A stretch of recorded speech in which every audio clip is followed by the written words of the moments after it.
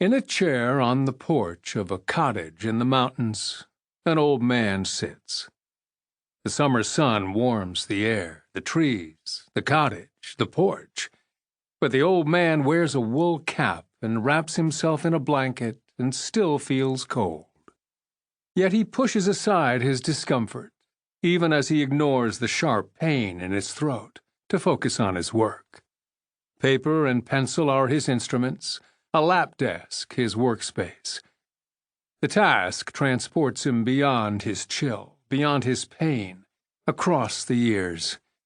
He recounts his life for a public that he cannot see, but that is watching him, and has been watching him for the 2 decades since he became the nation's hero. He hadn't intended to write his story. He was willing to let the other officers of the Civil War duel for historical reputation. His own reputation was secure. He had commanded the army that defeated the rebellion and held the Union together. Not even Lincoln ranked higher in popular esteem at the moment of victory, and Lincoln was murdered within the week of Appomattox. Other Union generals, Sherman, Sheridan, Meade, had their partisans, including the thousands of soldiers who had served under them. He didn't begrudge them their laurels, nor did he seek any for himself. The laurels came to him unsought. He had always had a gift for conjuring images in his mind's eye. It was one of the secrets of his military success. He could visualize a battlefield and perceive where the enemy's weaknesses were and how to exploit them, where his own weaknesses were and how to remedy them. He can visualize his battlefields even now: Fort Donelson, Shiloh, Vicksburg, Chattanooga, the Wilderness, Cold Harbor, Richmond.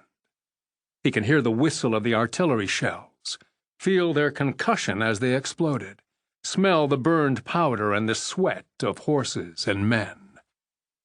Most of all, he can summon the secret blessing of war, the liberating clarity of purpose felt by those who thrive amid war's chaos.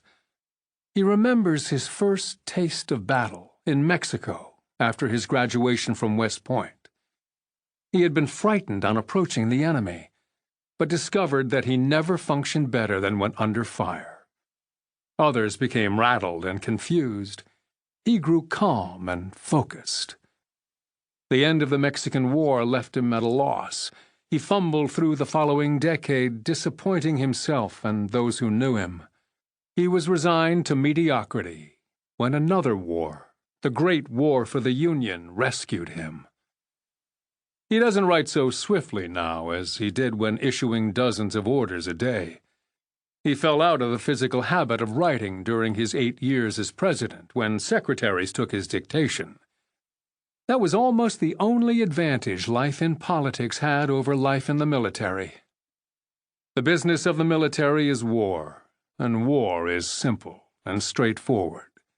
In war, the objective is plain, and the measure of success undeniable.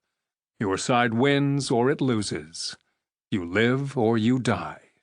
War is brutal, but its brutality allows differences of opinion to be resolved definitively. In politics, things are never so straightforward.